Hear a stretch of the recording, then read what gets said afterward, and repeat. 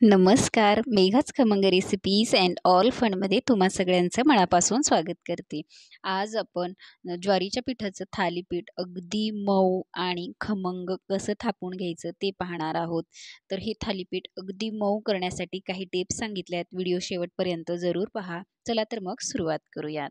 इथे काही सारण करून घेण्यासाठी, इथे वाटण करण्यासाठी मी काही गोष्टी घेतल्यात. एक 10 ते 12 हिरवी मिरची घेतली, 10 ते 15 लसूण पाकळ्या घेतल्यात, कोथिंबिरीच्या काड्या घेतलेल्या आहेत, देठं, एक 2 चमचा जिरे, 2 चमचा साबुत आणि अर्धी छोटी वाटी कच्चे शेंगदाणे घेतलेले आहेत. तुम्ही भाजलेले शेंगदाणेही वापरू शकता.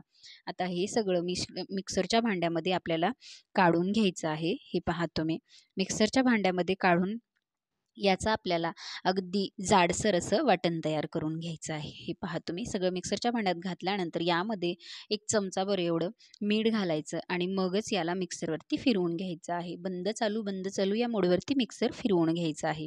आता तुम्ही पाहू शकता याचं वाटण मी अगदी जाडसर असं भरड याची तयार करून घेतलेली आहे. हे पहा तुम्ही यामुळे ना सगळ्या पदार्थांची प्रॉपर चव उतरते, त्यामुळे जाडसर वाटून घ्यायचं. आता एका ताटामध्ये एक 2 कप मी ज्वारीचं पीठ घेतलेलं आहे आणि एक अर्धा कप एवढं गव्हाचं पीठ घेतलेलं आहे आणि पाव कप एवढी तांदळाची पिठी घेतलेली आहे आणि त्याच कपाने पाव कप एवढी मी ते नाचणीचं पीठ घेतलेलं आहे आणि सेम क्वांटिटी पाव कप एवढं इथं मी आता बेसनचं सुद्धा पीठ घेतलेलं आहे. सगळी क्वांटिटी आपल्याला त्याच्या अर्धी आणि पाव कप एवढीच ठेवायची आहे.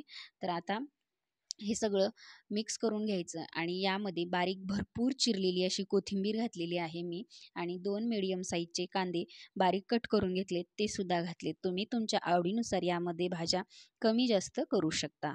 तर आता यामध्ये एक चमचाभर एवढी मी हळद घातलेली आहे, एक चमचाभर एवढं मी ते लाल तिखट घातलेलं आहे आणि एक चमचाभर एवढं जिरा पावडर वापरते आणि इथे तुम्ही पाहू शकता चवीनुसार मीठ घातलेलं आहे. आता हे सगळं मिक्स करून घ्यायचं आणि यामध्ये 1-2 चमचे एवढा ओवा हातावरती क्रश करून यामध्ये घातलेला आहे. ओवामुळे चव पण छान येते आणि आता हे मिक्सरमध्ये फिरवलेलं वाटणसुद्धा आपल्याला यामध्ये टाकायचं आहे. हे पाहू शकता तुम्ही आणि याला व्यवस्थित असं आता आपण मिक्स करून घेणार आहोत.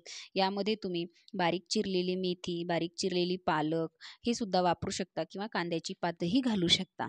आता हे सगळं मिक्स करून घ्यायचं आहे व्यवस्थित असं एकजीव झालं पाहिजे.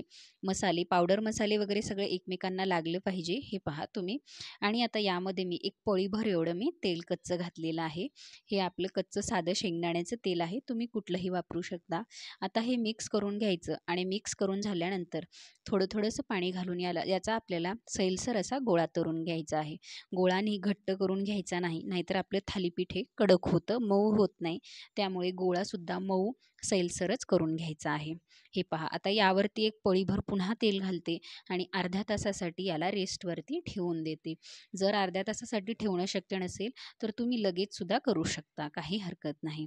आता याला अर्ध्या तासासाठी मी इथे रेस्टवर ठेवलेला आहे.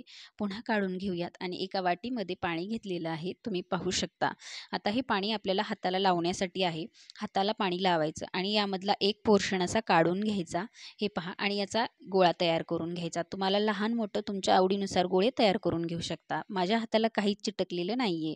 याच पद्धतीने तुम्ही सगळे गोळे तयार करून घेतलेले आहेत. हे पहा आता थालीपीठ थापण्यासाठी मी इथे एक कॉटनचा रुमाल ओला करून घेतलेला आहे आणि त्यावरती एक गोळा ठेवून याला व्यवस्थित असं पसरवून घ्यायचं आहे, म्हणजे थापून घ्यायचं आहे आणि यावरती पांढरे तीळ घालून याला 4 होल करून घ्यायचे आहेत. जाड थालीपीठ किंवा पातळ थालीपीठ तुमच्या आवडीनुसार तुम्ही करू शकता. मी एवढं पातळ ठेवलेलं आहे.